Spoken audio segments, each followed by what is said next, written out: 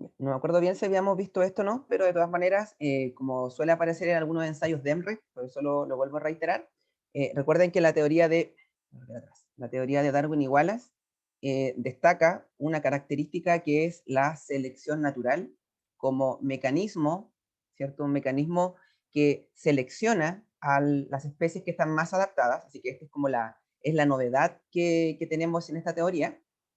Y también tenemos que, ya, estaba leyendo el chat, disculpen.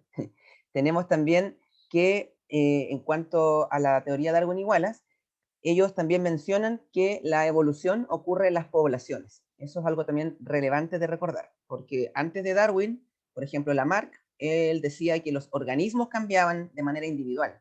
En cambio, en el caso de Darwin y Wallace, ellos mencionan que ocurre en la población. Recuerden también que esta teoría aún sigue siendo aceptada, pero fue modificada porque no tiene ningún error, pero le faltaba información que en ese tiempo no se conocía, que era la genética.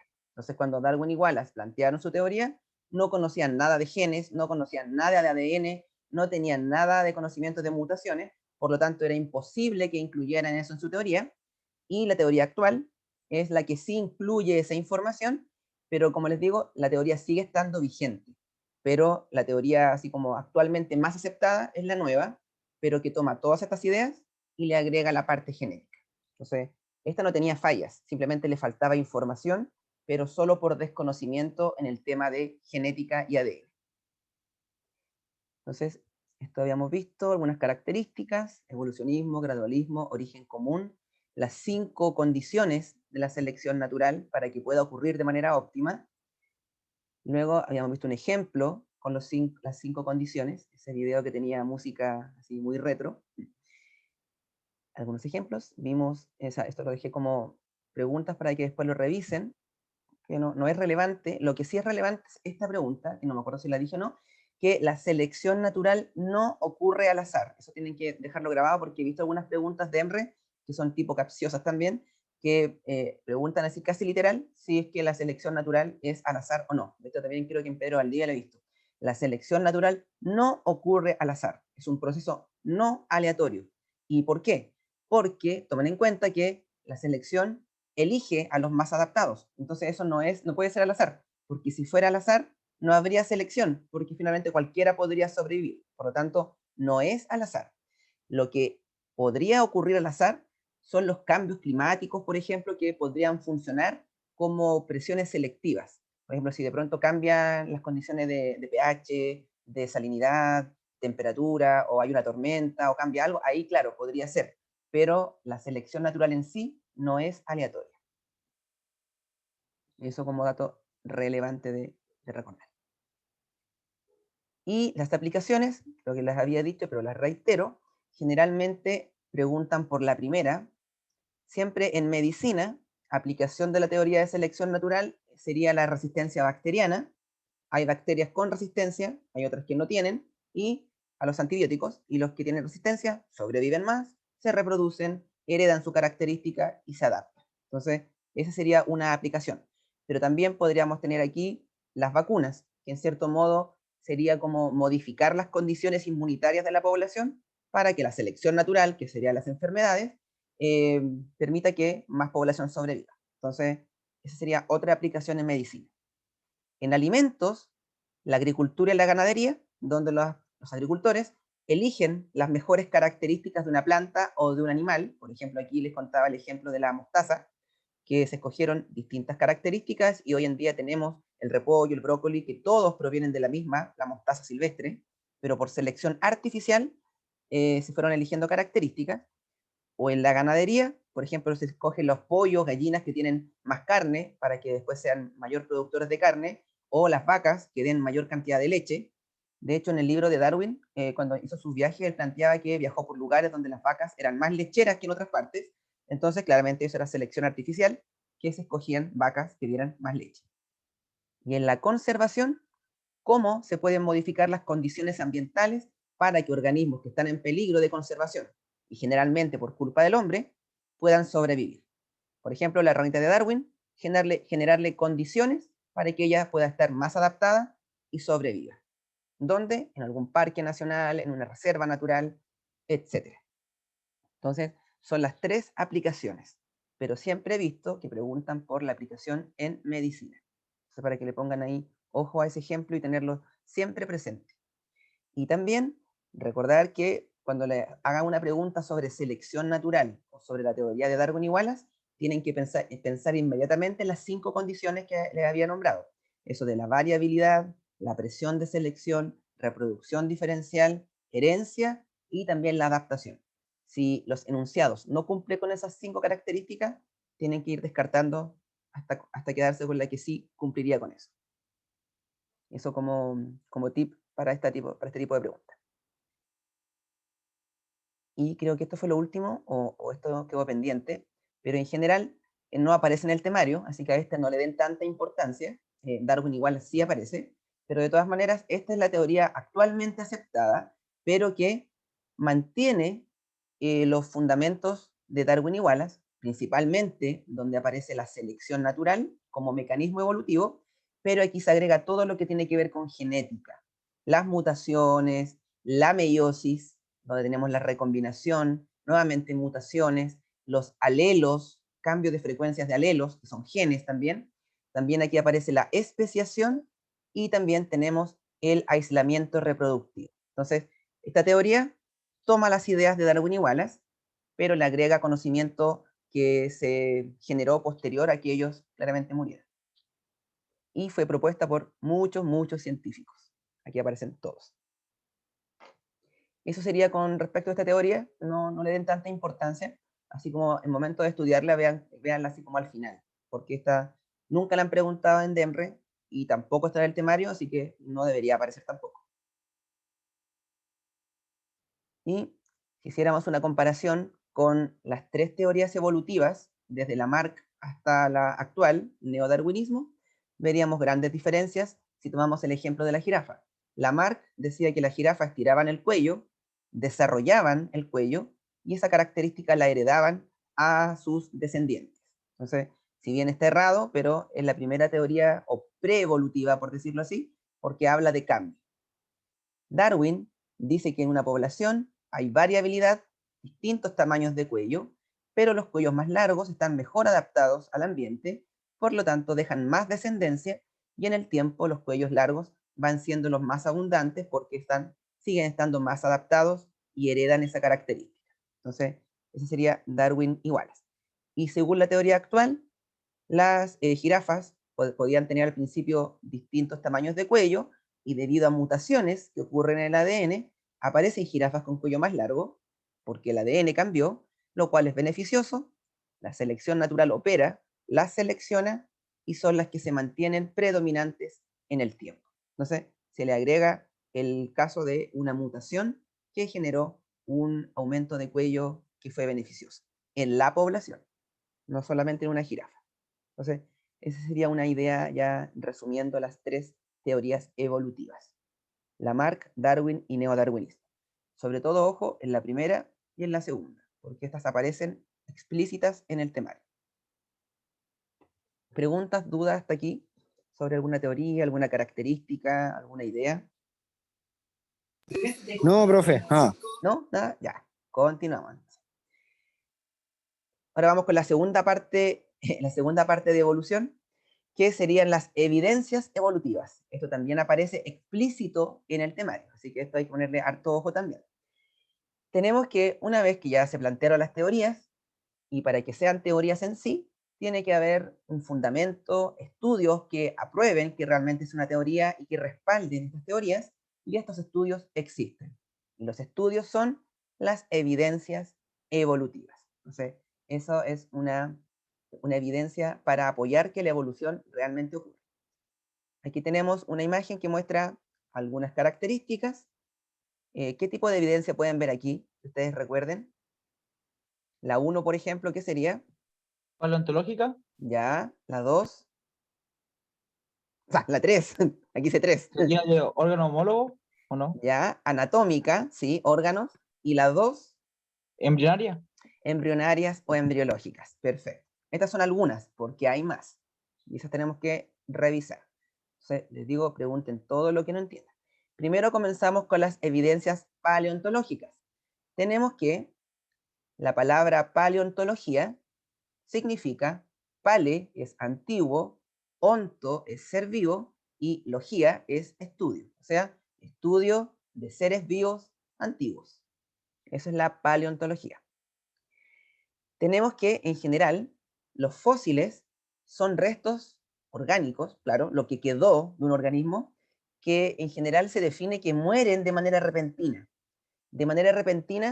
y se convierten en mineral y forman parte de la corteza terrestre, o sea, quedan en capas de la Tierra. Varios tienen la pregunta a veces, ¿por qué mueren en forma repentina? Porque tomen en cuenta que si un organismo muere de manera natural, muere, o sea, si muere porque se lo comen, ya no quedan muchos restos, así que va a desaparecer. O si muere de manera natural, va a ser rápidamente descompuesto por las bacterias y hongos y también va a desaparecer. Pero cuando decimos que muere repentinamente, repentinamente, por ejemplo, el organismo estaba caminando feliz y de pronto hay un derrumbe y queda tapado por mucho barro o mucha tierra. Eso fue repentino y ahí, al quedar tapado por barro o tierra, no se va a descomponer de la manera habitual o probablemente no se descomponga tanto y con el tiempo, paso de miles de años, va a ir siendo preservado su material, por decirlo así, y reemplazado y se convierte en un fósil. O si hay una erupción volcánica, puede también quedar sepultado, o si se congela, o también si queda atrapado en alguna resina, etc. A eso se refiere con que mueren repentinamente, porque el cuerpo queda en otro estado de conservación, no como una O muerte. sea, Sí, dígame. o sea que más que repentinamente, en el fondo es que mueren dejando sus restos, que Claro, no se hubieran dañados porque se los ex comieron o por daño exacto, natural. claro. Y ese daño, o sea, y esa forma de morir se da principalmente repentina, porque es una causa que lo conserva. Porque como decías, cuando es natural, generalmente en los animales del ambiente natural, se los comen o se degradan rápidamente. Entonces, por eso no quedan fósiles de ellos, pero sí de los que murieron de manera repentina. Entonces, una luz también podría ser, o cualquier tipo de desastre que permita que se conserve el organismo. Entonces, esa es la explicación de por qué dice mueren repentinamente, porque esa es la definición literal. Podría darse que quizás murió por causa natural y justo hubo una luz y también quedó tapado y se conservó. También podría pasar. Entonces aquí tenemos un fósil, un ejemplo, y que es la fosilización. Claramente es un proceso donde se forman los fósiles, evidentemente. Entonces, eso como definición inicial de paleontología, que es la primera evidencia que indica que la evolución ocurre. ¿Por qué? Porque los fósiles nos permiten observar ya sea restos o impresiones de organismos que ya no existen y el humano puede hacer comparaciones de ellos con organismos actuales y ver que hay parecidos morfológicos, si es que es posible obtener alguna muestra de ADN o alguna molécula, también hacer comparaciones bioquímicas y poder ver que hay cierta similitud. Por lo tanto, hay parentesco y es una evidencia de que esos organismos desaparecieron para dar paso a otros organismos posteriores, paleontológicos. Luego, bueno, tenemos los tipos de fósiles, ojo que también esto aparece en el temario. En general, tenemos que los tipos de fósiles son 4. Tenemos aquí las improntas, los moldes, las momias o por proceso de momificación y las inclusiones o inclusión. Tenemos que en las improntas hay restos de organismos que están muertos claramente y al estar como ser cubiertos por algún tipo de material, se descompone la materia orgánica y queda como la marca, así como si pudiéramos hacer realmente un timbre, por decirlo así. Queda la marca del organismo. No hay ningún resto de él, pero quedó la marca. Entonces se puede saber cómo eran los huesos, cuántos huesos tenía, cómo era su estructura anatómica, entre otros. Esa es una impronta, que podría ser en animal o también en plantas. Queda la marca, la copia de ese organismo en ese estrato de tierra.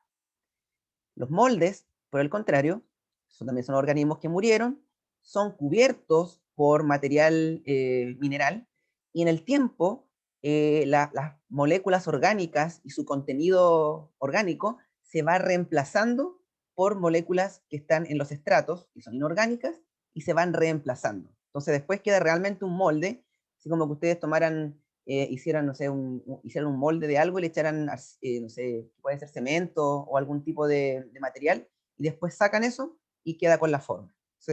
Esos son los moldes. La momificación generalmente se da en lugares que son pobres en oxígeno, donde la descomposición por bacterias es muy lenta o casi ausente y los cuerpos se mantienen muy intactos. Y también cuando los cuerpos quedan congelados. Son momias porque están casi intactos. Claramente hay degradación de ADN y algunas biomoléculas, pero la estructura física anatómica se mantiene. Y la inclusión, que es muy parecida a la momificación, la diferencia es que los organismos quedan atrapados en alguna sustancia natural, por ejemplo la resina. Luego tenemos los fósiles que están en ámbar, por ejemplo. Entonces, esos serían los tipos de fósiles.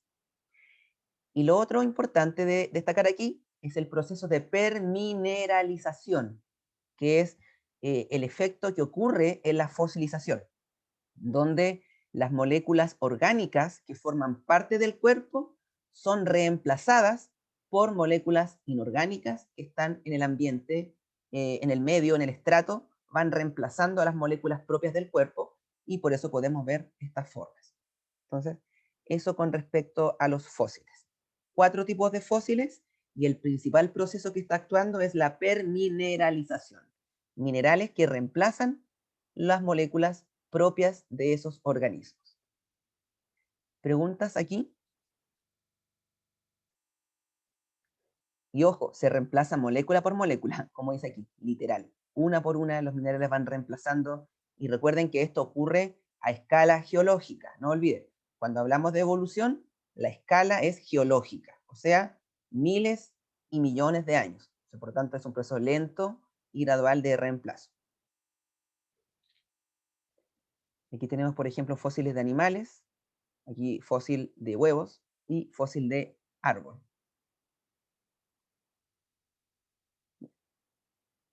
Luego tenemos que la fosilización en general son 6 pasos, más o menos, donde tenemos que el paso 1 tenemos un sustrato que puede ser terrestre o puede ser también marino, por ejemplo, que sería el sustrato de la tierra, claramente por donde están los organismos. Luego tenemos 2, la muerte repentina del organismo. Generalmente es cuando muere, y como les decía, aplastado por algo, una luz, o se hundió aquí en la arena y no pudo salir, quedó, eh, como por decir así, como limitado del oxígeno, por lo tanto las bacterias no van a hacer una descomposición completa o no van a descomponer el cuerpo. Luego tenemos que ocurre la sedimentación, donde van eh, a través de la erosión de las rocas y de la tierra y todo eso, al lugar donde está el cuerpo, van llegando capas de tierra, minerales que van tapando al cadáver, por decirlo así. Entonces, sedimentación. Luego tenemos que, el cuarto paso, la permineralización, o sea, los compuestos orgánicos se reemplazan por material inorgánico mineral. 5, conservación en los sedimentos o por los sedimentos, o sea, hay tantas capas que el cuerpo se mantiene o partes de ese cuerpo no se descomponen y se mantienen aquí. Y por último, 6, que esto sería para poder encontrar los fósiles, cuando las placas tectónicas se mueven, estas capas profundas suben y dejan expuestos los fósiles.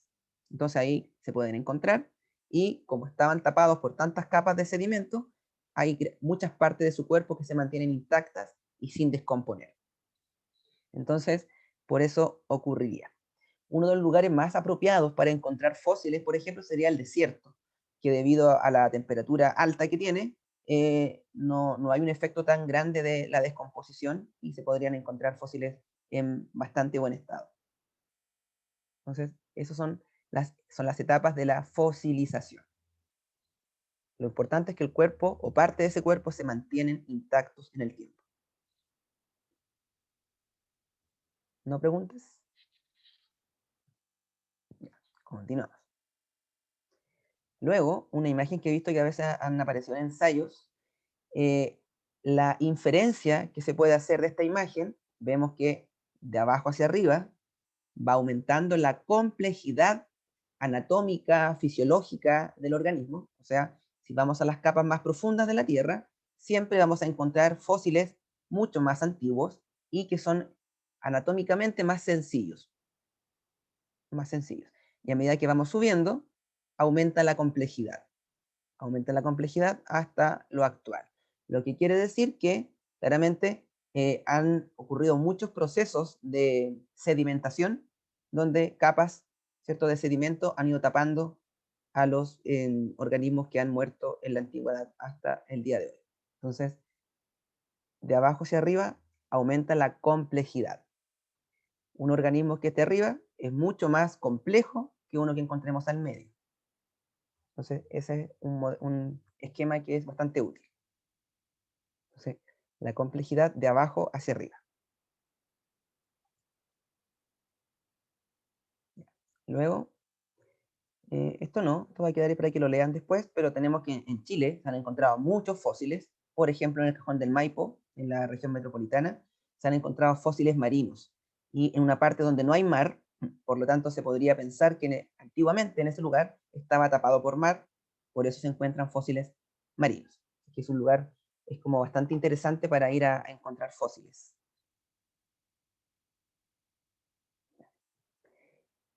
Luego, aquí, más que la imagen, aquí lo relevante que hay que tomar en cuenta, porque aparecía en el temario, decía rocas sedimentarias, tenemos que, de los tres tipos de rocas, que eso se ve en física, ¿cierto? Tenemos las rocas metamórficas, las rocas ígneas y las rocas sedimentarias, tenemos que solamente las rocas sedimentarias son las rocas en las cuales se pueden encontrar fósiles o que sedimentan ellas también, ¿cierto? Cuando se van rompiendo y se forman por sedimentación, y ahí se pueden preservar los fósiles.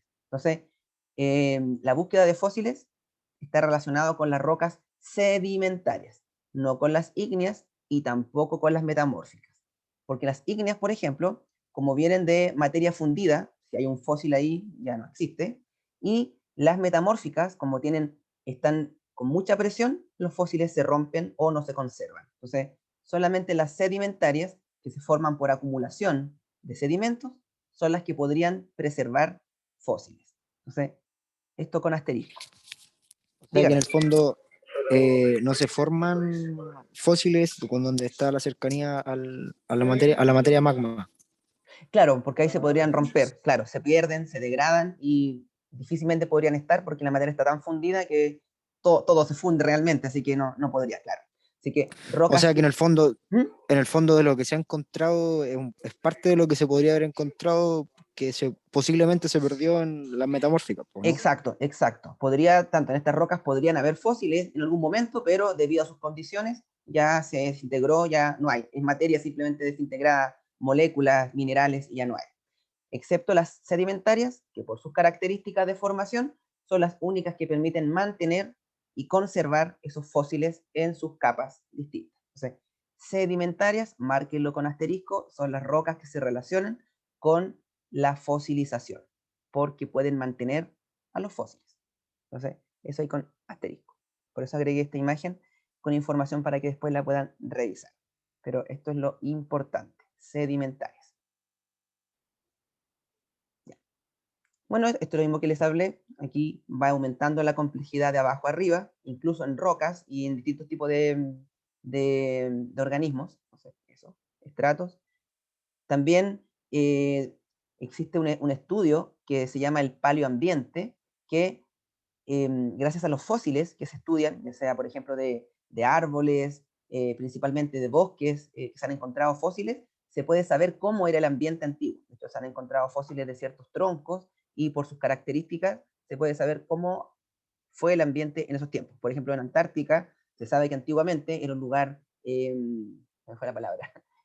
Más tipo tropical, por ejemplo, y debido a los fósiles que se han encontrado de naturaleza vegetal, se sabe que era así. Entonces, paleoambiente serían los ambientes antiguos que se pueden conocer debido a los fósiles que se encuentran. Por ejemplo, esta imagen, que es simulada, así era el desierto de Atacama hace 10.000 años. O sea, si lo comparamos a la hora, completamente diferente. Pero gracias a los fósiles que se han encontrado, se puede saber que era así. Entonces, eso es el paleoambiente, que también tiene que ver con las evidencias paleontológicas, porque el estudio de fósiles entrega esta información muy valiosa. Ahora pasamos a las evidencias embriológicas, que sería un segundo hecho que indica y comprueba que la evolución existe. Las evidencias embriológicas, como su nombre lo dice, estudio de los embriones principalmente. Ahí comenzó.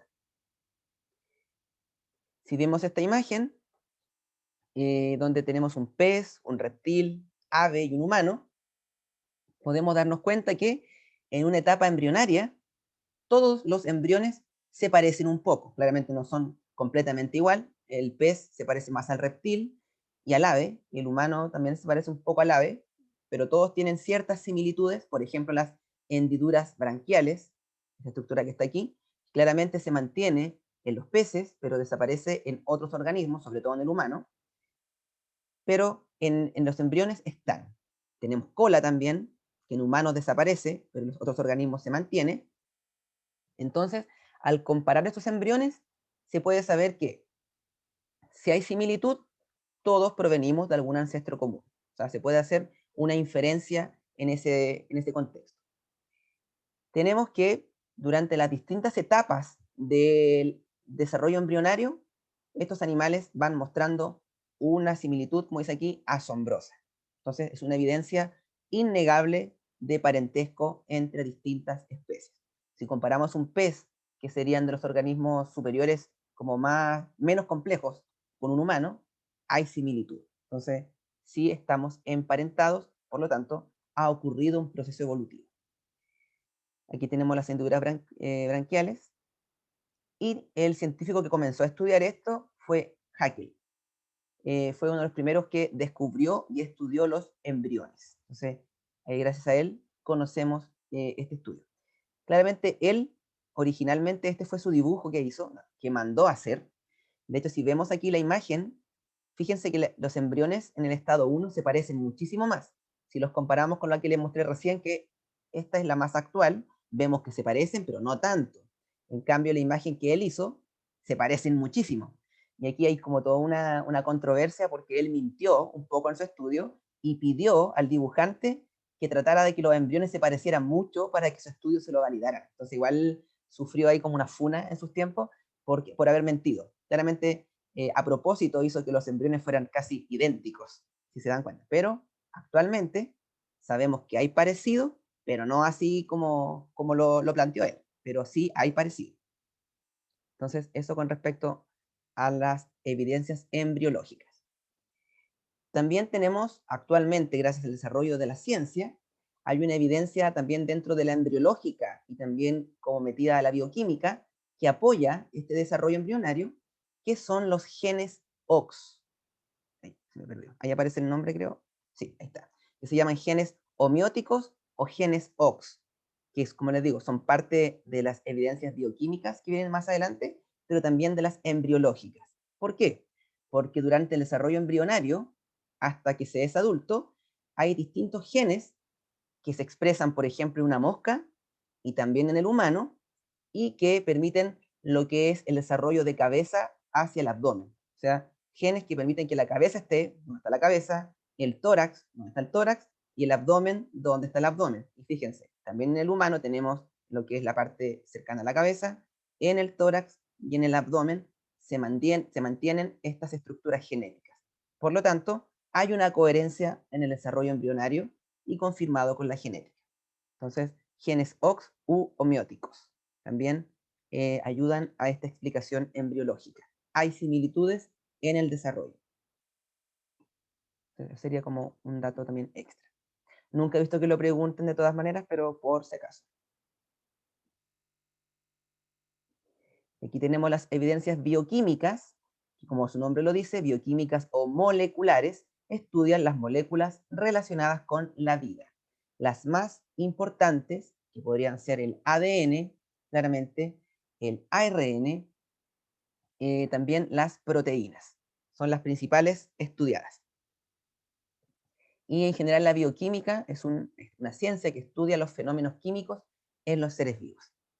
Esta evidencia ha sido una de las innegables porque arroja datos muy certeros, ya sea con programas computacionales o con estudios genéticos que se realizan, y podemos saber cuánto parentesco hay entre una especie y otra debido a la similitud entre sus proteínas o entre sus ácidos nucleicos, principalmente el ADN. Se secuencia el ADN, se secuencian las proteínas y se comparan. Y se puede ver, este coincide con esta adenina acá también está, la timina también, hay 90% de similitud, están emparentados. O hay 20% de similitud, están emparentados pero más lejanos. Hay 5% de similitud, bueno, mucho más lejanos. Incluso algunos pueden llegar a sobre el 95% de similitud, quiere decir que hay un parentesco mucho más cercano. Entonces, estas serían las evidencias bioquímicas o moleculares, principalmente el ADN y las proteínas, moléculas importantes al momento de comparar organismos. Cuando han aparecido preguntas de este tipo, que no sean literales como de concepto, muestran gráficos. Por ejemplo, aquí vemos la comparación entre un chimpancé y un humano. Aquí tenemos parte del ADN, no está todo el ADN, están las bases nitrogenadas. Tenemos que hay un antecesor entre el chimpancé y el humano que apareció hace 6 millones de años. O sea, hay un origen común.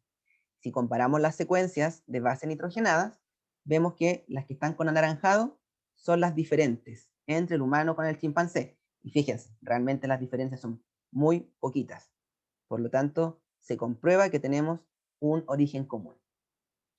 Entonces, estas son imágenes que quizás podrían aparecer a veces, o pudieran llegar a aparecer, para poder inferir qué se puede sacar de aquí. Se puede inferir que hay parentesco debido a las pocas diferencias en bases nitrogenadas. Otro esquema también que podría aparecer aquí, que es bastante común verlo, donde se compara alguna molécula, por ejemplo la hemoglobina, que es una molécula que está en la sangre, ¿cierto?, en los glóbulos rojos, para transportar oxígeno, y que está presente en la rana, en el pollo, en el ratón, en los monos, en el gorila y en el humano, y vemos que en total esta proteína tiene 146 aminoácidos. En este gráfico nos está mostrando claramente aquí cuántos aminoácidos hay de diferentes comparados con el humano. Claramente si comparamos humano con humano, 0 diferencia. Humano con gorila, 1 diferencia, o sea, un aminoácido diferente. Humano con mono, 8, y así avanzando hasta la rana, que es un anfibio, 67 aminoácidos. Y el total son 146. Entonces, este gráfico también permite inferir que hay parentesco distinto, con distinto grado, por decirlo así, con organismos muy diferentes con nosotros. Anfibio, ave y distintos tipos de mamíferos. Profe, Dígame. esto mismo ocurre para desarrollar en cierto sentido la teoría endosimbiótica de la mitocondria y el cloroplasto Es que la teoría, con los procariontes. es que en el caso de la teoría endosimbiótica, más bien su finalidad es explicar la aparición de la célula eucarionte, principalmente con sus organelos. Entonces, claro, ahí serviría como más para explicar cómo apareció la eucarionte a partir de la procarionte. Entonces, claro, ahí se podría comparar principalmente el ADN, ver diferencias y todo, pero como digo, esa teoría quiere explicar eso, cómo apareció la eucarionte a partir de un origen procarionte. Pero en cambio, acá cuando comparamos alguna molécula, es ver cuánto parentesco hay entre organismos generalmente superiores, porque si, por ejemplo, no podríamos ir, creo que los peces no tienen hemoglobina, creo que tienen otra molécula, si es que no me equivoco, entonces no sería comparable. Y cualquier otro organismo que sea más pequeño, insectos, tampoco es comparable, porque tampoco tienen hemoglobina. Entonces, esa más o menos es la idea de este gráfico. Comparar organismos que tengan alguna molécula similar y ver cuántas diferencias hay entre ellas. Acá tenemos otra imagen que aquí sigue comparando la hemoglobina, pero esta vez comparando un trozo de ADN. Entonces, ahí ustedes pueden ir viendo cuántos cambios hay entre uno y otro y cuánta similitud. Entonces, esa sería la idea.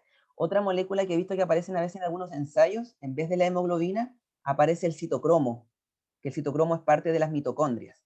Y ahí sirve para ver cuántas similitudes hay entre organismos que tienen esa molécula de citocromo oxidasa creo que se llama. Pero por lo general, hemoglobina es un buen indicador para comparar. Entonces, estas son evidencias bioquímicas o moleculares, porque estas moléculas que están en los seres vivos permiten, mediante su análisis, generar datos de parentesco cercano o lejano entre diferentes especies. Luego, tenemos las evidencias anatómicas o la anatomía comparada, que por lo menos para mí son de mis favoritas, que las encuentro muy geniales. Todo lo que tenga que ver con anatomía es una ciencia que estudia la estructura y morfología de los seres vivos. Por eso quiero que lo tengan en cuenta. Tenemos que estas evidencias son tan importantes porque permiten hacer una comparación en estructuras anatómicas o morfológicas, o sea, se puede ver a simple vista, no hay que sacar una muestra de ADN ni estudiar parentesco en estructuras un poco degradadas como fósiles, por ejemplo. Acá, literal, se ve el organismo y se puede hacer una comparación. Y comparan, ¿cierto?, las partes de los cuerpos de diferentes organismos. Por ejemplo, uno de los casos más notorios es el caso del topo, que es un mamífero, y el caso de un grillo topo, que es un insecto, que no tiene nada de parentesco, porque el insecto con mamífero están a millones de años de lejanía evolutiva, y el parentesco se va a dar muy, muy, muy lejos. Tenemos que ambos tienen un órgano muy similar para realizar una función similar, que es cavar en la tierra para poder hacer una madriguera muy profunda. Entonces, el topo tiene garras y el grillo topo también tiene un tipo de garras que le sirve para lo mismo. Esto se conoce como órganos análogos, que son, ahí aparece, órganos que tienen la misma función para cavar, en este caso, pero el origen embriológico, o sea, de dónde derivan el parentesco, es muy lejano. Origen embriológico diferente. Claro, mamífero e insecto, muy lejanos evolutivamente. Pero sus órganos, en este caso las patas, sirven para lo mismo.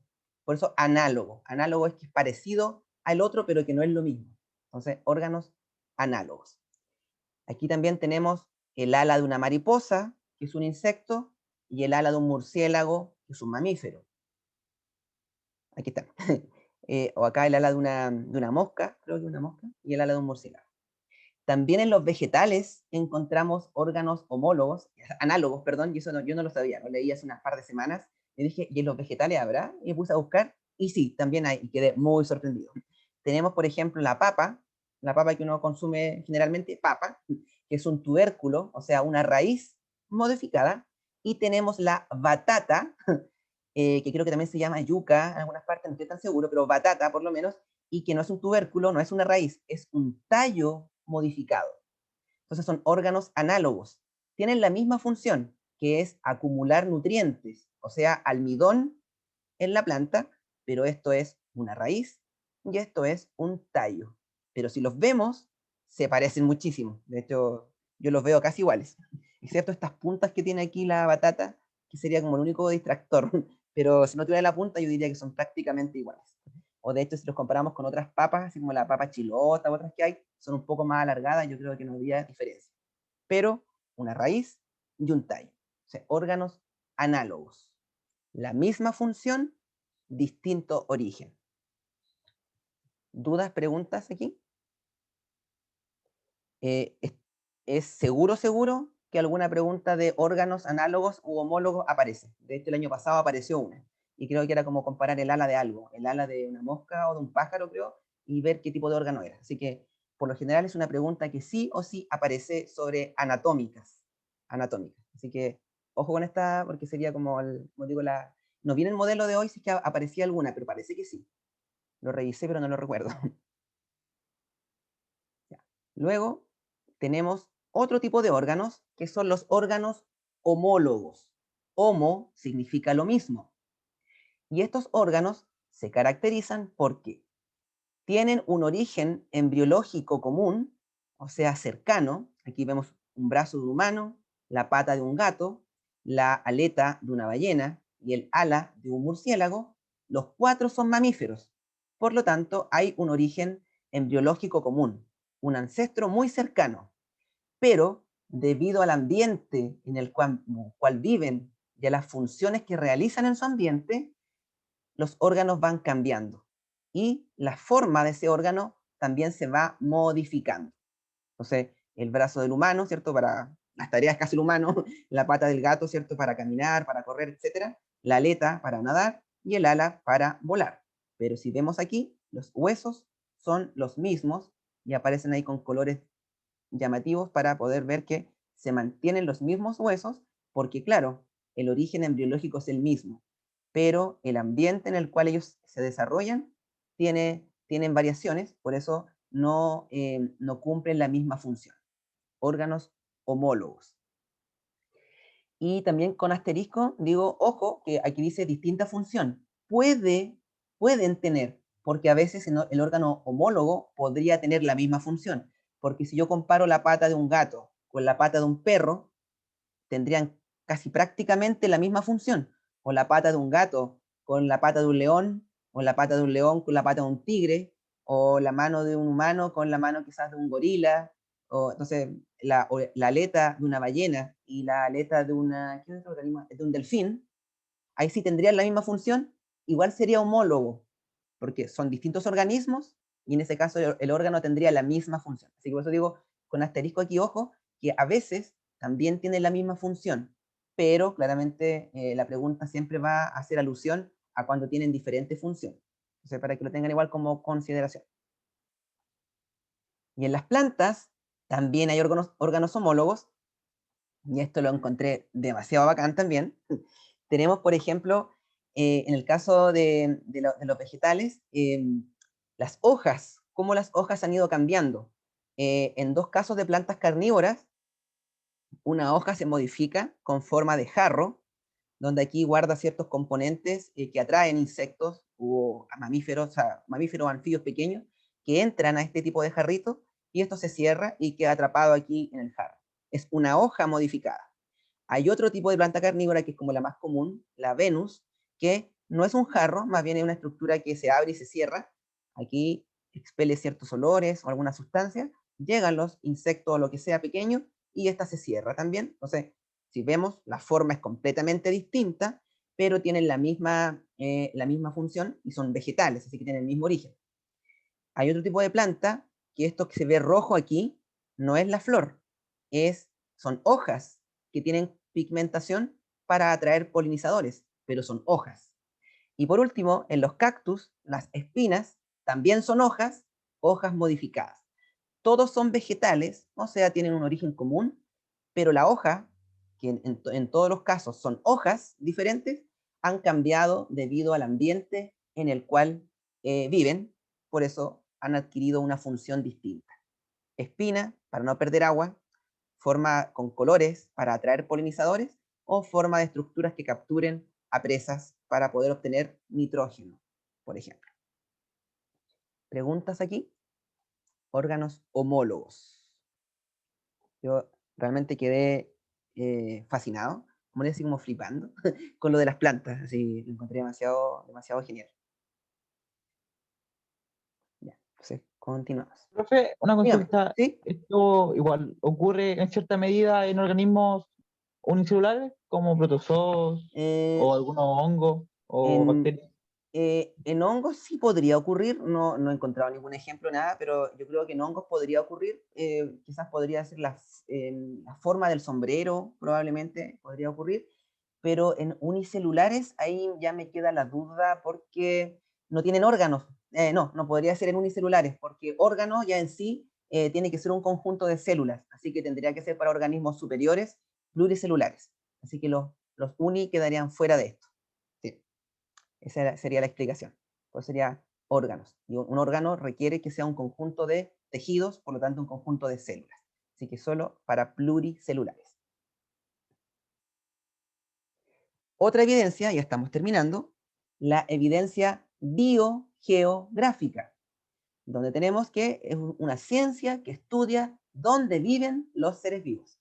También esta es una de mis evidencias favoritas porque la encuentro muy, muy bonita, por decirlo así.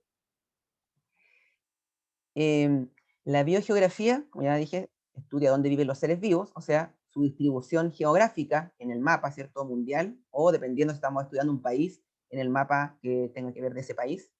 Y también estudia la diversidad de especies.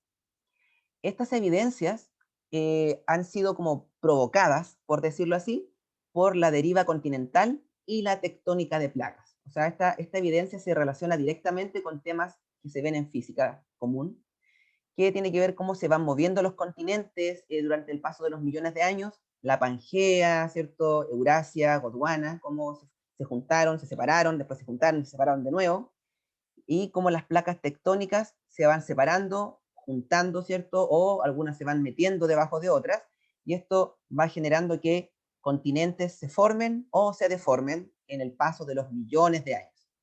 Y por lo tanto, estos fenómenos alteran el ambiente físico, geográfico, donde viven los seres vivos, que puede causar que se separen o bien que se junten, dependiendo las causas. Por ejemplo, un caso de organismos que se vieron alterados por esta tectónica de placas y la deriva continental eran las conocidas aves del terror. No sé si la han escuchado, las terror birds, que le llaman también, que son unos organismos que son como unos avestruces gigantes que muestran que eran como picos gigantes, supuestamente eran carnívoras y todo esto, que eran unas aves que estaban acá en Sudamérica y que aquí fueron dominantes durante miles de años. Y, se cree que eran depredadoras, aunque estudios dicen que no, y ellas eran muy feroces, ¿cierto? Y dominaban aquí, y cuando se formó el Istmo de Panamá, algo así se llama, ellas pudieron pasar a América del Norte, pero allá en América del Norte se encontraron con los depredadores dominantes y finalmente desaparecieron y se extinguieron porque se les ocurrió irse para allá. Y allá no fue muy positivo. Entonces, por eso se pueden encontrar fósiles de ellas allá y también acá, donde eran originarias. Y estas evidencias biogeográficas también las propuso Darwin. Él descubrió, porque como recorrió Sudamérica y varios países, se dio cuenta que habían ciertos fósiles que se aparecían mucho en distintos países, y él dijo que estas poblaciones de organismos podían quedar aisladas por algún fenómeno geográfico, y al aislarse, quedar separadas, ocurría el proceso de evolución, que él le llamó especiación, que eso es la última parte que tenemos que revisar aquí en la parte de evolución.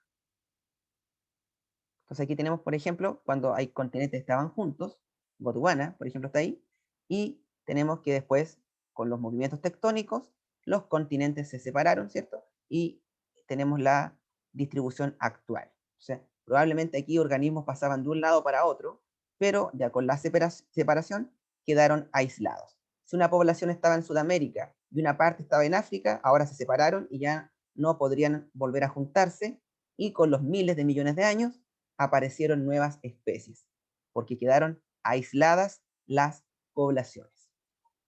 Entonces, esa es la idea de la evidencia biogeográfica. Caso común, los pinzones de Darwin. Él se dio cuenta que en cada isla, en Galápagos, donde él estuvo varias veces, se dio cuenta que en cada isla habían distintos pinzones, y él pudo comprobar que todos venían de un ancestro común, un pinzón original, que llegó a cualquier tipo de isla, o sea, llegó a todas las islas, pinzones originales, pero como en cada isla había distinto tipo de alimento, y cada isla estaba separada de otra isla, los pinzones se fueron adaptando de acuerdo al tipo de comida. O sea, donde hay semillas duras, picos más gruesos para romper la semilla, donde por ejemplo hay muchos insectos, un pico para atrapar insectos, también hay picos que comen de todo tipo de alimentos, otros para comer corteza, etc. Entonces, eso ocurrió por este fenómeno de estar en lugares distintos en las islas. Biogeográfico. De acuerdo al lugar donde viven, van a tener ciertas características y pueden estar emparentados, pero con formas diferentes. Otro caso son las tortugas, que descubrió Darwin también en Galápagos. Él se dio cuenta que dependiendo qué tipo de isla, en qué parte vivían ellas, tenían un caparazón diferente. Entonces, también es una evidencia biogeográfica. Todas proceden de un ancestro común, pero por el lugar donde vivían, adquirieron, o se adaptaron, mejor dicho, con distintas características. También tenemos las aves corredoras, que tenemos en Sudamérica, tenemos, creo que es, se me olvidó el nombre, no, no es el mu, si alguien me ayuda, sería ¿Ñandú? ñandú, gracias, ñandú. Tenemos el ñandú, ¿cierto? En África está el avestruz, en otro está el emú, y etcétera. Todas se parecen, todas son corredoras, todas están emparentadas, lo que significa que en algún pasado los continentes, ¿cierto?, estaban juntos y una población ancestral se movía de un lado a otro, y cuando se separaron los continentes, como quedaron aisladas, dieron origen a especies nuevas, pero todas están emparentadas. Biogeográfico, porque de acuerdo al lugar donde viven, se especiaron en especies nuevas. Y por último, el ejemplo más bonito de todos, son los camellos, los camélidos, que es muy parecido a las aves corredoras. Como los continentes estaban juntos antiguamente, había originariamente en América, estaba el megacamello, o megacamelus, creo que se llamaba, que era un camello gigante, que se movía en Norteamérica hacia África, cuando estaban los continentes pegados, y cuando ocurrió la separación, esos megacamellos quedaron separados y muy lejanos entre ellos, ¿cierto? Unos en Sudamérica, unos en Asia y otros en África, y dieron origen a los camélidos actuales.